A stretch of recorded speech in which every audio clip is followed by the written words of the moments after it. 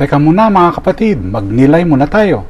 Alam mo ba na kapag tinamaan ng kidlat ang isang tao at siya ay nakaligtas, maaari itong mag-iwan ng kakaibang marka sa balat na tinatawag na Lichtenberg figure, isang tila ugat o puno na bakas ng matinding kuryente. Panandali ang sakit, ngunit habang buhay na alaala ng survival. Sa mabuting balita, sinabi na Jesus sa mga alagad, magkakaroon kayo ng kapighatian sa sanlibutan, ngunit lakasan ninyo ang inyong loob. Napagtagumpayan ko na ang sanlibutan. Hindi niya ipinangakong mawawala ang sakit, pero tiniyak niyang hindi ito ang katapusan.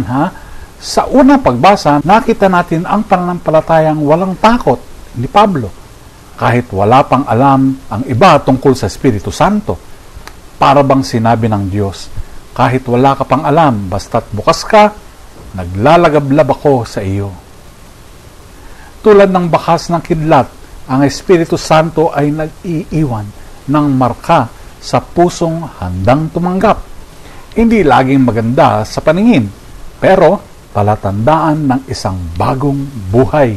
Ang mundong ito ay magbibigay ng kirot, pero kay Kristo tayo ay may lakas. Kapag sumabog ang unos, huwag nating iwasan ang kidlat ng biyaya. Baka iyon ang mag-iwan ng bakas ng langit sa ating buhay. Pagnilayan natin ito. Amen.